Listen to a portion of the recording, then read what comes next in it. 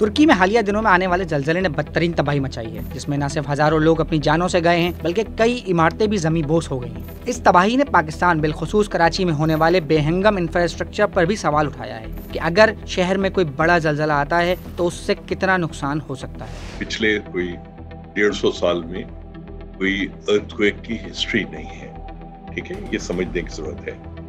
مگر کراچی کی میں کئی فالٹ لائنز جو ہیں کرس کراس کر رہی ہیں۔ کراچی کو جو ہے بلڈنگ بائی لاز کے حوالے سے 2B میں رکھا گیا ہے، which means you can say average کہہ لیجیے۔ میرے حساب سے یہ بلڈنگ کوڈ کی میں جو کلاسیفیکیشن ہے یہ صحیح نہیں ہے۔ کراچی میں جو لینڈ سیٹ وغیرہ کی اگر آپ شفٹس کو ارتھ شفٹنگ کو اس کو چیک کر دیکھیں تو Karachi should be between moderate to severe not moderate, ٹھیک ہے، پہلی بات تو یہ ہے۔ تو ہمارے بلڈنگ بائی لاز کی جو بلڈنگز 2B کے اوپر بن رہی ہیں وہ بھی کراچی میں سیٹسفیکٹری نہیں ہے۔ میرے حساب سے یہ جو ہے وہ زیادہ ہونا چاہیے۔ ایک بات ضرور ہے کہ کراچی سونامی سے ایک پروٹیکٹڈ ہے، جو مکران کوسٹ اور اس طرف وہ ہے اس سے ریلیٹیولی پروٹیکٹڈ ہے۔ ناظم آباد میں، ایون PSHS میں اور شارع فیصل پہ، مطلب صدر میں یہ لیاری گراؤنڈ +1 کی بلڈنگز ہوا کرتی تھی۔ اب یہاں پر 8-8 10-10 منزل بلڈنگز جو ہیں وہ بن گئی ہیں۔ شاہ فیصل کالونی میں عموماً آپ دیکھتے ہیں کبھی شاہ فیصل کالونی میں، کبھی ملیر ڈرگ کالونی میں، مطلب مختلف جگہوں پہ بلڈنگز کولیپس ہوتی رہتی ہیں فالٹی کنسٹرکشن کی وجہ سے۔ اس وجہ سے نہیں کہ وہاں کوئی زلزلہ آیا، کنسٹرکشن ویسے ہی اتنی فالٹی ہوتی ہے کہ لیاری کے اندر تو اب آپ کو گراؤنڈ +1 کا شاید کوئی گھر ملے گا ہی نہیں، سبھی 8-10 منزل وہ بن گئے۔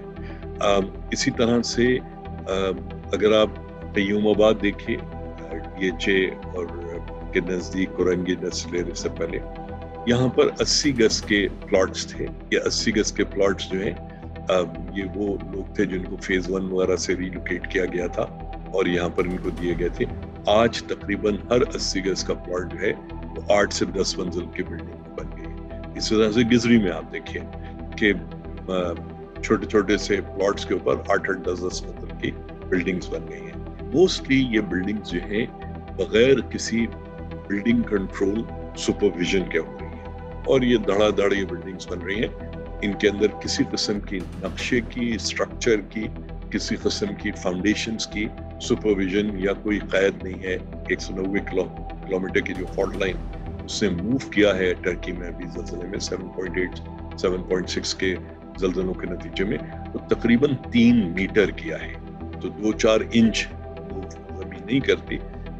اگر 3 میٹر اگر چھوڑ دیجئے، اگر 1 میٹر بھی جو ہے اگر کراچی میں زمین موو کرتی ہے، آپ یہ سمجھیے کہ I would say majority of buildings، یعنی زیادہ تر بلڈنگیں ہیں وہ کولیپس کر جائیں گی، گر جائیں گی کہ وہ مطلب ایون جو 1 منزل 2 منزل کے ڈیفینس کلفٹن اور ان کے بڑے جو گھر ہیں، چونکہ ان کی جو بنیادی کہ یہ بنیاد جو ہے وہ ایک ماڈریٹ یا بلو ماڈریٹ ارتھکویک کے حساب سے ڈیزائن۔ کراچی میں اگر خدا نخواستہ ارتھکویک، سونامی یا کوئی اور انسیڈنٹ نیچرل یا مین میڈ انسیڈنٹ ہوتا ہے تو Karachi should be dealt by one disaster management commissioner, ایک جو ہے اب تک جس کے پاس یہ تمام چیزیں موجود ہوں کہ بھائی اس کے پاس ایکسکیویٹرز کتنے ہیں،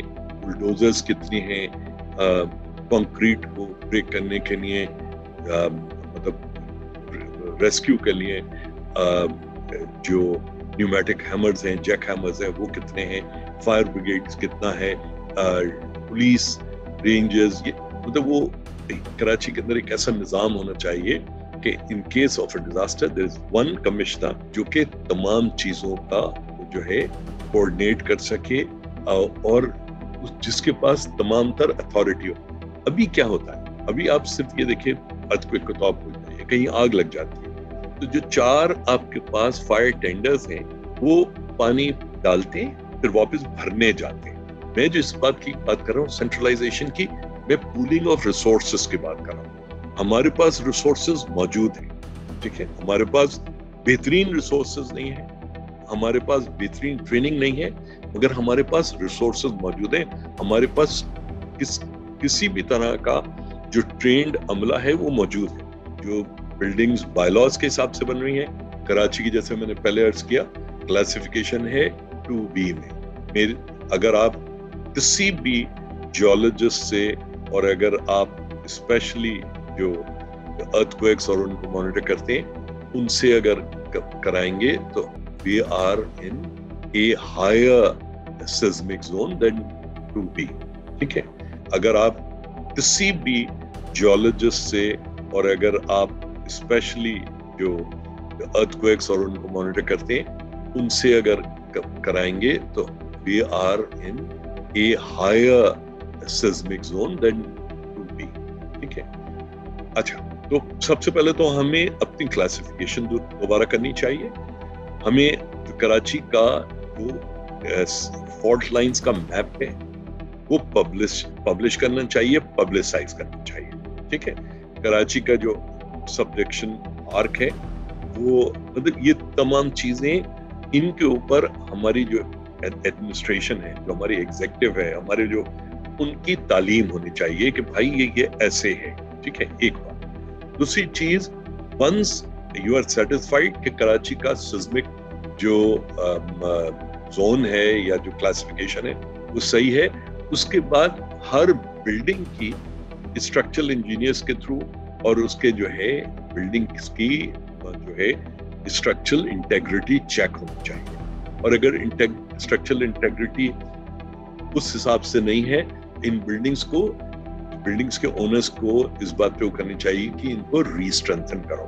ٹھیک ہے, جو ریسٹرنتھن نہیں کی جا سکتی ان کو جو ہے ڈیمولش کیا جانا چاہیے. You should have an experts panel جو ان چیزوں کو سنجیدگی سے بیٹھ کے دیکھے. یہ صرف اس وقت ہو سکتا ہے معذرت کے ساتھ جب کراچی میں رہنے والے انسانوں کو اس ملک کے اور اس صوبے کے اور اس شہر کے ارباب اقتدار انسان سمجھنا شروع کریں.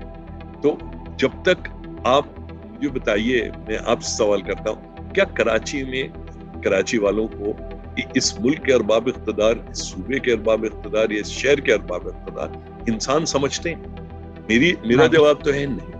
تو اگر جب وہ نہیں ہے تو آپ مجھے بتائیے میں اور آپ یہ سب کیسے توقع کر سکتے کہ ہو سکتا ہے. مزید نیوز اپڈیٹس اور ڈیجیٹل سٹوریز کے لیے سبسکرائب کریں ڈان نیوز پاکستان.